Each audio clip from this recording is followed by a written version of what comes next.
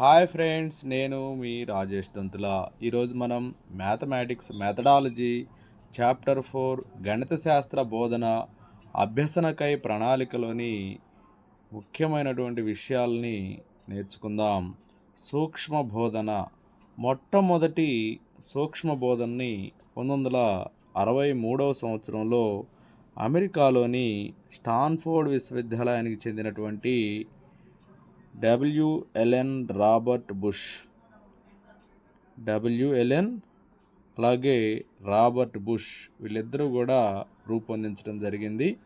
మొట్టమొదటి సూక్ష్మ బోధనని ఏ సంవత్సరంలో రూపొందించారని అడగవచ్చు. 1963 సంవత్సరం. ఎక్కడ రూపొందించారు అని కూడా అడగవచ్చు. అమెరికాలోని ఎక్కడ వారు రూపొందించారని అడగవచ్చు. అమెరికాలోని స్టాన్ఫోర్డ్ విశ్వవిద్యాలయానికి చెందినటువంటి వారు రూపొందించడం జరిగింది. వాళ్ళు ఎవరు అని కూడా అడగవచ్చు. డబ్ల్యూఎల్ఎన్ అలాగే రాబర్ట్ బుష్. అయితే భారతదేశంలో తొలిసారిగా సూక్ష్మ బోధనని ఇది మొత్తం మీద రూపొందించిందమ్మా. మన భారతదేశంలో అయితే తొలిసారిగా డాక్టర్ బీకే పాసి అలాగే జంగీరా అనేవాళ్ళు సూక్ష్మ బోధన మీద మొట్టమొదటిగా పరిశోధన చేశారు. డాక్టర్ బీకే పాసి అలాగే జంగీరా అనేవాళ్ళు మొట్టమొదటిగా సూక్ష్మ బోధన మీద పరిశోధన చేశారు. అమెరికాలోని స్టాన్ఫోర్డ్ విశ్వవిద్యాలయానికి చెందినటువంటి ఎలెన్ రాబర్ట్ బుష్లు 1963 సంవత్సరంలో మొట్టమొదటి సూక్ష్మ బోధన చేస్తే, భారతదేశంలో అయితే డాక్టర్ బీకే పాసి అలాగే జంగీరా అనేవాళ్ళు సూక్ష్మ బోధన మీద పరిశోధన చేశారు. ఈ సూక్ష్మ బోధనకు సంబంధించి కొంతమంది శాస్త్రవేత్తలు ఇచ్చినటువంటి నిర్వచనాలని తెలుసుకుందాం. నియంత్రిత పరిస్థితుల్లో ఒక బోధన ప్రవర్తన మీద కేంద్రీకరించడానికి నియంత్రించబడేటువంటి ఒక బోధనా విధానమే సూక్ష్మ బోధన అని చెప్పి ఎలెన్ ఈవ్ అనేటువంటి శాస్త్రవేత్త తెలియజేశాడు. నియంత్రిత పరిస్థితుల్లో ఒక బోధనా ప్రవర్తన మీద కేంద్రీకరించడానికి నియంత్రించబడేటువంటి ఒక బోధనా విధానమే సూక్ష్మ బోధన. అలాగే తరగతి పరిమాణంలో, తరగతి కాలంలో పాఠ్యాంశం తగ్గించి నిర్వహించే బోధనా వ్యూహమే సూక్ష్మ బోధన అని చెప్పి తెలియజేశారు. అలాగే సూక్ష్మ బోధన అనేది ఒక శిక్షణ సాంకేతిక విధానం అని చెప్పి బీకే పాసి అలాగే ఎంఎస్ లలిత అనేటువంటి వారు తెలియజేశారు. బీకే పాసి అలాగే ఎంఎస్ లలిత అనేవాళ్ళు సూక్ష్మ బోధన అనేది ఒక శిక్షణ సాంకేతిక విధానం అని చెప్పి తెలియజేశారు. అలాగే క్లిఫ్ట్ అనే అతను ఏం చెప్పాడంటే, సూక్ష్మ బోధన అనేది ఒక ఉపాధ్యాయ శిక్షణ ప్రక్రియ అని చెప్పి తెలియజేశాడు. ఈ సూక్ష్మ బోధన యొక్క ఆవశ్యకత కానీ మనం చూసినట్లయితే ఉపాధ్యాయుల ప్రవర్తన మార్పులకు సహాయపడుతుంది. అలాగే ప్రయోగాత్మక ఉపాధ్యాయ విద్యా కార్యక్రమాలని అభివృద్ధిపరచడం జరుగుతుంది. ఆశించినటువంటి ప్రవర్తన మార్పులు తీసుకుని వచ్చేంత వరకు వారికి శిక్షణ ఇచ్చి పరిపుష్టినిచ్చి పునఃబోధన గావించడం జరుగుతుంది. ఎవరైనా వారిలో సరైనటువంటి మార్పులు రాకపోతే వారికి మళ్ళీ శిక్షణ ఇచ్చి పరిపుష్టి అంటే పునర్బలనం ఇచ్చి పునఃబోధన గావించేటట్లు చేస్తే వారిలో ఆశించినటువంటి ప్రవర్తన మార్పులు తీసుకురావచ్చు అని చెప్పి చెప్తూ ఉన్నారు. ఇక సూక్ష్మ బోధన లక్షణాలు కానీ చూసినట్లయితే తరగతి గది పరిమాణాన్ని 5 నుంచి 10 మంది విద్యార్థులకి కుదించడం జరుగుతుంది. సూక్ష్మ బోధన అనేది చాలా తక్కువ సమయంలో మనం చెప్పాల్సి ఉంటుందమ్మా. బోధనా కాలాన్ని 5 నుంచి 10 నిమిషాలకు కుదిస్తారు. బోధనా విషయాన్ని ఒకే ఒక భావనకు కుదించడం జరుగుతుంది. అయితే నైపుణ్యానికి ఎక్కువ ప్రాధాన్యత ఇవ్వటం జరుగుతుంది. ఈ సూక్ష్మ బోధనలో నైపుణ్యానికి ఎక్కువ ప్రాధాన్యత ఇస్తారు. తరగతి గదిని 5 నుంచి 10 మంది విద్యార్థులకు కుదిస్తారు. అలాగే బోధనా కాలాన్ని కూడా 5 నుంచి 10 నిమిషాలకు కుదిస్తారు. బోధనా విషయాన్ని ఒకే ఒక భావనకి కుదిస్తారు. నైపుణ్యానికి ప్రాధాన్యత ఇవ్వడం జరుగుతుంది. ఇక సూక్ష్మ బోధన నైపుణ్యాల విశ్లేషణ గారి మనం చూసినట్లయితే బోధన లక్ష్యాలు స్పష్టీకరణలు రాయటం, పాఠ్యాంశాన్ని ప్రవేశపెట్టడం, అలాగే ధారాళంగా ప్రశ్నించటం, అలాగే అన్వేషణాధార ప్రశ్నలు, అలాగే వివరించడం, ఉదాహరణలు ఇవ్వటం, ఉద్దీపన మార్పు, అలాగే నిశ్శబ్దము, శాబ్దికేతర సూచనలు, అలాగే పునర్బలనము, విద్యార్థుల భాగస్వామ్యాన్ని అభివృద్ధిపరచటం, అలాగే నల్లబలని ఉపయోగించటం, ముగింపు, అలాగే విద్యార్థుల సంసిద్ధత ప్రవర్తన, ఇవన్నీ కూడా ఈ సూక్ష్మ బోధన నైపుణ్యాల్లో విశ్లేషించేటువంటి అంశాలు.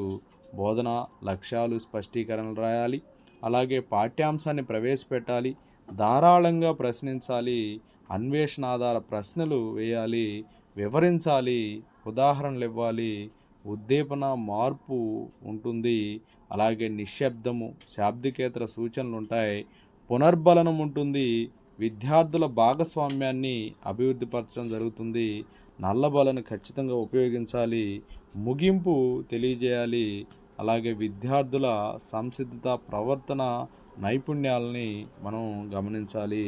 అయితే ఇక్కడ నైపుణ్యాలకు సంబంధించి బీకే పాసి 1975 సంవత్సరంలో ఇటువంటి సూక్ష్మ బోధన నైపుణ్యాలని ప్రతిపాదించడం జరిగిందనమాట.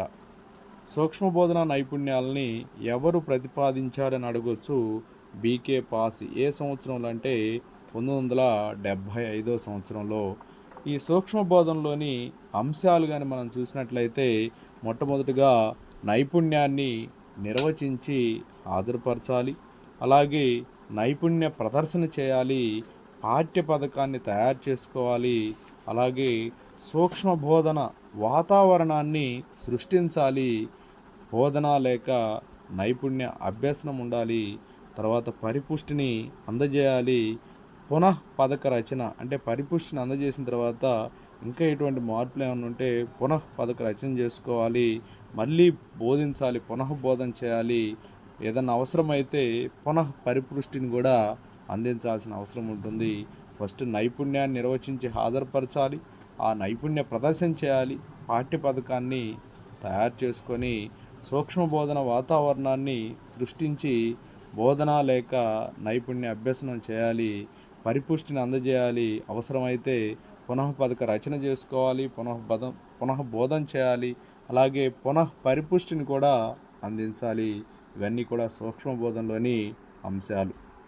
సూక్ష్మ బోధన ముఖ్య ప్రయోజనాలు ఏంటంటే చాలా తక్కువ సమయంలో తక్కువ మంది విద్యార్థులకి మనం బోధించేటువంటి బోధన సూక్ష్మ బోధన కాబట్టి ఆ తక్కువ సమయంలో విద్యార్థికి మనం నేర్పామనేటువంటి ఆత్మవిశ్వాసం బోధనలో పెరుగుతుంది.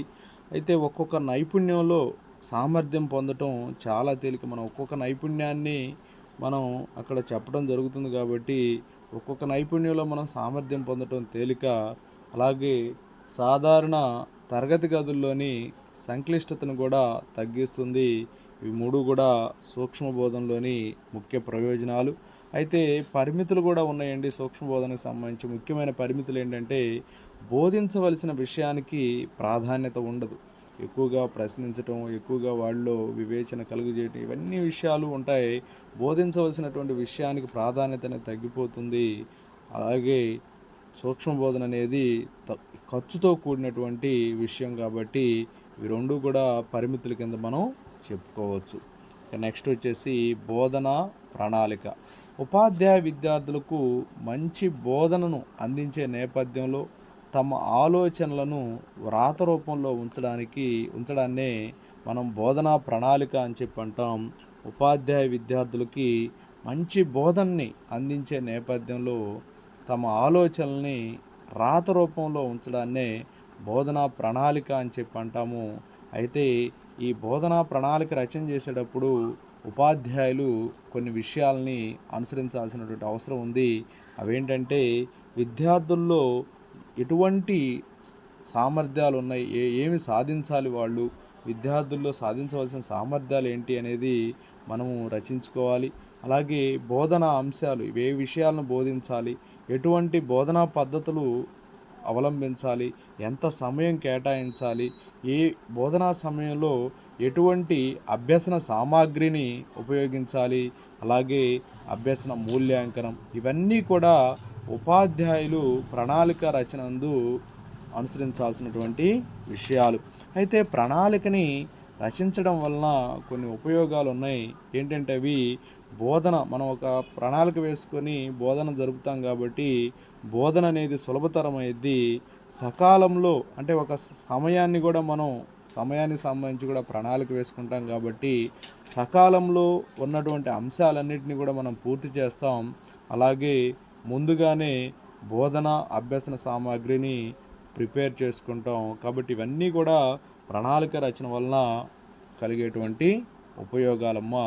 అయితే విద్యార్థి అవసరాల దృష్ట్యా ఉపాధ్యాయుడు పాఠ్యాంశములను తయారు చేసుకొను బోధనా ప్రణాళిక రకాలు ఏంటంటే వార్షిక పథకము, ఇది సంవత్సరానికి రాసేది. అలాగే యూనిట్ పథకము, పాఠ్య పథకము, ఇవి మూడు కూడా విద్యార్థి అవసరాల దృష్ట్యా ఉపాధ్యాయుడు పాఠ్యాంశాలను తయారు చేసుకుని బోధనా ప్రణాళిక రకాలు వార్షిక పథకము, యూనిట్ పథకము, అలాగే పాఠ్య పథకము. వార్షిక పథకం గురించి చూద్దాం. ఒక సంవత్సర కాలంలో జరిగే విద్యా బోధన కార్యక్రమమునే వార్షిక ప్రణాళిక అని చెప్పి అంటారు. అంటే ఆ సంవత్సర కాలంలో ఎటువంటి విద్యాబోధన జరగాలి అనేటువంటి ప్రణాళికనే వార్షిక ప్రణాళిక అని చెప్పుకుంటాం. అయితే ఈ వార్షిక ప్రణాళిక తయారు చేసే సమయంలో ఉపాధ్యాయుడు కొన్ని విషయాలను గుర్తుంచుకోవాలి. ఏంటంటే ఆ విద్యా సంవత్సరంలో ఎటువంటి సాధించవలసిన లక్ష్యాలు ఉన్నాయో ముందుగానే తయారు చేసుకోవాలి. అలాగే బోధించవలసినటువంటి విషయం, ఎన్ని అంశాలను బోధించాలి అనేది కూడా ప్రణాళికలో భాగం చేసుకోవాలి. నెలకి ఎన్ని పీరియడ్లు లభ్యమవుతాయి, అలాగే సంవత్సరం మొత్తంలో లభించే పీరియడ్లు ఎన్ని ఉంటాయో దాన్ని దృష్టిలో పెట్టుకొని ప్రణాళిక రచన చేసుకోవాలి. అలాగే యూనిట్ బోధించడానికి ఎంత సమయం పడుతుందో కూడా రచించుకోవాలి. అలాగే ఉపాధ్యాయుల సెలవులు, అలాగే ప్రత్యేక సెలవు దినములు, ఉపాధ్యాయులకు ఉన్నటువంటి సెలవులు, అలాగే ప్రత్యేక సెలవు దినములు కూడా గుర్తుంచుకొని ప్రణాళిక రచించేయాలి. అలాగే పరీక్షల నిర్వహణకు అవసరమయ్యేటువంటి పని దినాలు, మధ్యలో మనకి పరీక్షలు కూడా నిర్వహిస్తారు కాబట్టి వాటికి ఎన్ని పని దినాలు అవసరం అవుతాయో దాన్ని దృష్టిలో పెట్టుకొని కూడా ప్రణాళిక రచన చేసుకోవాలి. అలాగే అనుకోకుండా ప్రకృతి వైపరీత్యాలు అనేవి సంభవిస్తాయి. తుఫాన్లు కానీ, వర్షాలు కానీ, ఇంకేవైనా కావచ్చు. అటువంటి ప్రకృతి వైపరీత్యాల వల్ల వచ్చేటువంటి సెలవు దినాలను కూడా దృష్టిలో పెట్టుకొని ప్రణాళిక రచన చేసుకోవాలి. అలాగే మహిళా ఉపాధ్యాయులు అయితే వారికి ఇంకొన్ని ప్రత్యేక సెలవు దినాలు ఉన్నాయి. వాటిని దృష్టిలో పెట్టుకొని కూడా మహిళా ఉపాధ్యాయులు అనేవాళ్ళు ప్రణాళిక రచన చేసుకోవాలి. అలాగే వృత్యంతర శిక్షణకు కొన్ని పని దినాలు అనేవి అవసరం అవుతాయి. అటువంటి పని దినాలను కూడా దృష్టిలో పెట్టుకొని ప్రణాళిక రచనని చేసుకోవాలి. ఒక విద్యా సంవత్సరంలో పాఠశాల పనిచేసేటువంటి పని దినాల సంఖ్య 220 ఉంటుంది. ఆ 220 రోజుల్లో ఆ ఉపాధ్యాయుడికి ఉండేటువంటి సెలవులు, అలాగే ప్రత్యేక సెలవులు, ప్రకృతి వైపరీత్యాల వల్ల వచ్చే సెలవులు, మహిళా ఉపాధ్యాయులు అయితే ఇంకొన్ని అదనపు సెలవులు, ఇంకేమన్నా వృత్యంతర శిక్షణకు అవసరమయ్యే దినాలు, ఇవన్నీ దృష్టిలో పెట్టుకొని వార్షిక పథకం అనేది రచించాల్సినటువంటి అవసరం ఉపాధ్యాయుడికి ఎంతగానో ఉందమ్మా. అయితే ఈ వార్షిక పథకం రచించడం వల్ల ఎటువంటి ప్రయోజనాలు కలుగుతాయి అంటే ముందుగానే కృత్యాలు నిర్వహించడానికి సంసిద్ధులవుతారు. అంటే ఏమి చెప్పాలి, ఏమి అనేది ముందుగానే కృత్యాలు నిర్వహించడానికి సంసిద్ధులుగా ఉంటారు. అవసరమైన వనరుల్ని ముందుగానే సమకూర్చుకుంటారు. సో ఇవన్నీ కూడా వార్షిక పథకం యొక్క ప్రయోజనాలుగా చెప్పుకోవచ్చు. ఇక యూనిట్ పథకం గురించి, యూనిట్ అంటే ఏంటో తెలుసుకుందాం. యూనిట్ అంటే ఒక సమగ్ర, సంబంధిత, అర్థవంతమైనటువంటి వ్యాసక్తుల పరంపర అని చెప్పి హెర్బర్ట్ అనే అతను తెలియజేశాడు. యూనిట్ అంటే ఒక సమగ్రమైనది, సంబంధిత, అర్థవంతమైన వ్యాసక్తుల పరంపర అని చెప్పి హెర్బర్ట్ అని ఆయన తెలియజేశాడు. అయితే అభ్యాసకుడు విహంగ వీక్షణం చేయగల సంబంధిత పెద్ద విషయ భాగమే యూనిట్ అని చెప్పి ప్రెస్టన్ తెలియజేశాడు. అభ్యాసకుడు విహంగ వీక్షణం చేయగల సంబంధిత పెద్ద విషయ భాగమే యూనిట్ అని చెప్పి ప్రెస్టన్ తెలియజేశాడు. నెక్స్ట్ యూనిట్ పథకం అంటే ఏంటో చూద్దాం. యూనిట్ వివిధ భాగాలుగా విభజించబడుతుందమ్మా. ఈ విధంగా విభజించి బోధన కొనసాగించడానికి ఉపాధ్యాయుడు తయారు చేసుకునేటువంటి బోధనే పథకమే యూనిట్ పథకం అవుతుంది. యూనిట్ని వివిధ భాగాలుగా విభజించేసి ఈ విభజించి బోధన కొనసాగించడానికి ఉపాధ్యాయుడు తయారు చేసుకునే పథకమే యూనిట్ పథకం. అయితే యూనిట్ లక్షణాలు కానీ చూసినట్లయితే నిర్దేశిత లక్ష్యాలను నెరవేర్చడానికి ఇది అనుకూలంగా ఉంటుంది. అభ్యసన కృత్యాలకి ఎక్కువగా అవకాశం ఉంటుందమ్మా. అభ్యసన కృత్యాలకి యూనిట్ లక్షణాల్లో మనం ప్రధానంగా గుర్తుపెట్టుకోవాల్సింది అభ్యసన కృత్యాలకు అవకాశం ఉంటుంది. నిర్దేశిత లక్ష్యాలను నెరవేర్చడానికి అనుకూలంగా ఉంటుంది. ఇవి రెండు కూడా యూనిట్ లక్షణాలు అవుతాయి. ఈ యూనిట్ పథకం వల్ల కలిగేటువంటి ప్రయోజనాలను మనం చూసినట్లయితే యూనిట్లో సమైక్య లక్షణాలని ఏర్పరచడానికి వీలవుతుంది. అలాగే అన్ని పాఠ్యాంశాలను కూడా మనం వరుస క్రమంలో బోధించవచ్చు. అన్ని పాఠ్యాంశాలు వరుస క్రమంలో బోధించడానికి ఏ పథకం ఉపయోగపడుతుందంటే యూనిట్ పథకం ఉపయోగపడుతుంది. విద్యార్థులచే చేయించే కృత్యాలకు ముందుగానే ఉపాధ్యాయుడు ఏర్పాటు చేసుకుంటాడు. అయితే యూనిట్లో ఉండేటువంటి అంగములు కానీ మనం చూసినట్లయితే ఒకటి ప్రేరణ, రెండు వచ్చే సంకీర్ణ దృష్టి, మూడు నేపథ్యమును కనుక్కోవటం. ఇవి మూడు కూడా యూనిట్లో ఉండేటువంటి అంగములు అన్నమాట. ఇక నెక్స్ట్ వచ్చేసి పాఠ్య పథకం గురించి తెలుసుకుందాం. యూనిట్లోని సబ్ యూనిట్లోని ఒక పీరియడ్లో బోధించడానికి తగిన విషయంపై తయారు చేసే పథకాన్నే పాఠ్య పథకం అంటాం. యూనిట్ అంటే ఇప్పుడు మనకి ఇందాక యూనిట్ పథకం అంటే ఏం చెప్పాము, యూనిట్ని వివిధ భాగాలుగా విభజించి బోధన కొనసాగించడానికి ఉపాధ్యాయుడు తయారు చేసుకునే పథకం యూనిట్ పథకం అని చెప్పాం. అయితే ఆ యూనిట్లో సబ్ యూనిట్లోని ఒక పీరియడ్లో బోధించడానికి తగిన విషయంపై తయారు చేసే పథకాన్నే పాఠ్య పథకం అని చెప్పి అంటాం. అయితే తరగతి గదిలో ఒక పీరియడ్ కాల వ్యవధిలో ఎంపిక చేయబడ్డ బోధనాంశాలని రూపొందించబడ్డ విధానం ద్వారా గణిత పాఠాన్ని బోధించే కార్యక్రమమే పాఠ్య పథకం. పాఠ్య పథకం అనేది ఒక పీరియడ్కి సంబంధించిన బోధనకు సంబంధించింది. ఒక యూనిట్ పథకం అంటే అలాంటి కొన్ని పీరియడ్స్లో యూనిట్స్ని కంప్లీట్ చేయాల్సినటువంటి అవసరం ఉంటుంది. తరగతి గదిలో ఆచరణలో పెట్టేటువంటి కార్యాత్మక పథకమే పాఠ్య పథకం అని చెప్పి ఎల్బి స్టాన్స్ అనేటువంటి వ్యక్తి తెలియజేశాడు. తరగతి గదిలో ఆచరణలో పెట్టేటువంటి కార్యాత్మక పథకమే పాఠ్య పథకం అని చెప్పి ఎల్బి స్టాన్స్ తెలియజేశాడు. అలాగే లక్ష్యాల ఎంపిక, కృత్యాలు మరియు బోధన అభ్యసన సామాగ్రితో కూడిన విభాగమే పాఠ్య పథకం అని చెప్పి కూడా బైనింగ్ తెలియజేయటం జరిగింది. లక్ష్యాల ఎంపిక, అలాగే కృత్యాలు మరియు బోధన అభ్యాసన సామాగ్రితో కూడిన విభాగమే పాఠ్య పథకం అని చెప్పి పాఠ్య పథకానికి సంబంధించి బైనింగ్ నిర్వచించడం జరిగింది. అయితే ఈ పాఠ్య పథకం వల్ల ఉపాధ్యాయుడికి కలిగేటువంటి ప్రయోజనాలు ఏంటంటే ముందుగా అనుకున్నటువంటి లక్ష్యాలని సాధిస్తాడు, ఆసక్తికరమైనటువంటి బోధనని అందిస్తాడు, ఉపాధ్యాయుడు ఆత్మస్థైర్యంతో బోధిస్తాడు, కాలాన్ని సక్రమంగా ఉపయోగించుకుంటాడు, అలాగే సమగ్ర నిరంతర మూల్యాంకనానికి సహాయపడటం కూడా జరుగుతుంది. ఇవన్నీ కూడా పాఠ్య పథకం యొక్క ప్రయోజనాలే. ఇక నెక్స్ట్ వచ్చేసి హెర్బార్షియన్ సోపానాలు ఏంటో తెలుసుకుందాం. ఒకటి సన్నాహము, రెండు సమర్పణ, మూడు సంసర్గము, నాలుగు సాధారణీకరణము, ఐదు అన్వయము, ఆరు పునర్విమర్శ. మొత్తం హెర్బార్షియన్ పాఠ్యపథక రచనలో 6 సోపానాలు ఉన్నాయి. ఈ 6 సోపానాల్లో మొదటిది ఏంటిది, నాలుగవది ఏంటిది, ఐదవది ఏంటిది, ఆరవది ఏంటిది అని ఇలా ప్రశ్నలు అడుగుతారు. ఓకేనా. ఇక్కడ మనకి మొట్టమొదటిది సన్నాహము, రెండవది సమర్పణ, 3 సంసర్గం, 4 సాధారణీకరణం, 5 అన్వయం, 6 పునర్విమర్శ. ఈ విధంగా హెర్బార్షియన్ 6 సోపానాలు పాఠ్యపథక రచనలో భాగాలుగా చేసుకున్నాడు.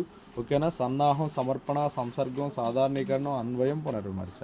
అయితే ప్రవేశ వ్యాసక్తుల్లోని అంశాలు ఏంటో తెలుసుకుందాం. ఇప్పుడు పూర్వ జ్ఞాన పరిశీలన, ఉన్ముఖీకరణ, అలాగే శీర్షిక ప్రకటన, ఇవి మూడు కూడా ప్రవేశ వ్యాసక్తుల్లోని అంశాలు అవుతాయి.